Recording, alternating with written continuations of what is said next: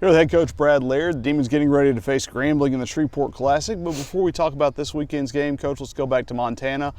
You've had a couple of days to look at the film. You talked about it after the game. You were going to take some positives from it. I think probably some more showed up on film.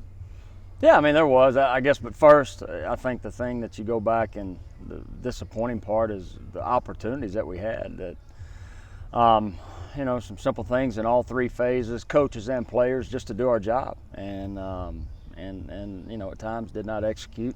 But you go back and you look at the 60 minutes, I think there was things that you can take away in all three phases that show that we have a good football team. You're sitting there with about 3 minutes left to go in the half, with everything that happened to us up to that point, only down 13-0. And so, we just have to be more consistent. We've got to be able to execute in all three phases.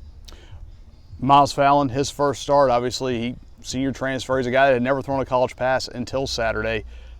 Assess, if you would, how he's done and what you saw after 2 days of being able to look at tape. Well, I think, not throwing a college pass and then going up against a Montana defense that, what they did last year and everybody they have coming back and schematically what they do, they make it tough. And I thought he did a good job of handling that. I thought he showed poise. Because he, offensively, we were put in a lot of bad situations as far as field positions, backed up, and I thought he was able to show poise, getting us out of the backed up situations, and for the most part, was able to take care of the football. I know we had the Hail Mary right before half, and then the one crucial mistake, the interception there in the second half. But I thought he did a great job of managing the team.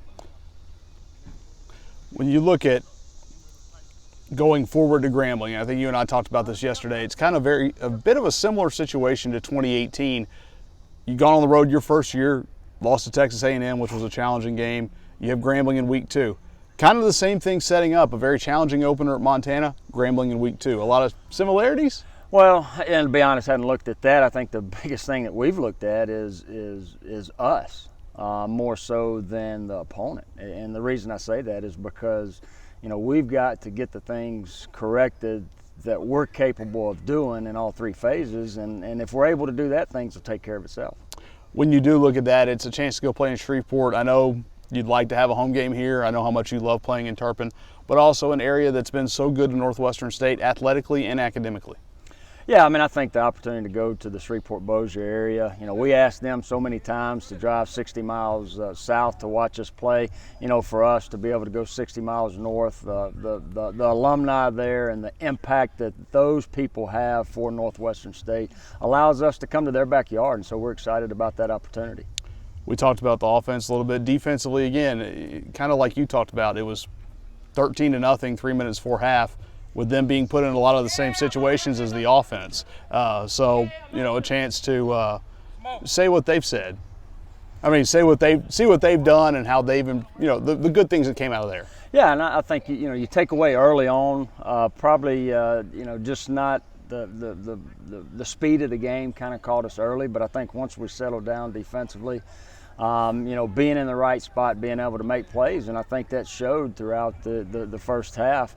I know something Coach Glosser talks about is creating, those takeaways, and that is something as we continue to move forward that we've got to be able to do.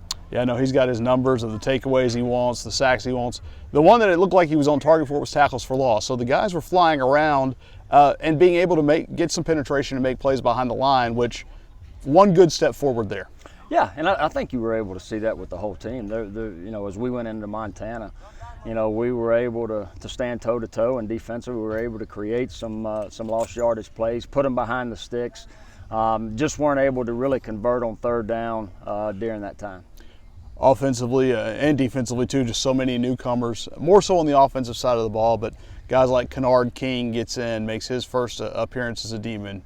Jaron Mitchell, Jamel Thomas, kind of hitting all the receivers now, Colby Burrell in the backfield. Those new guys, you've talked about how everything blended together in the offseason.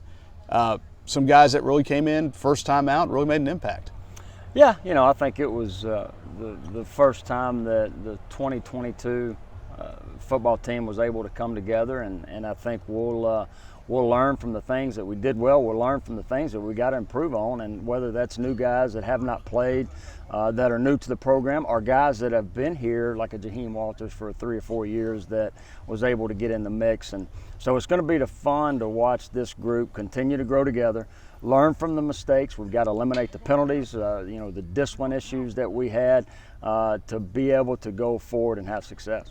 That's the biggest step in week 2, cleaning up some of the stuff from week 1?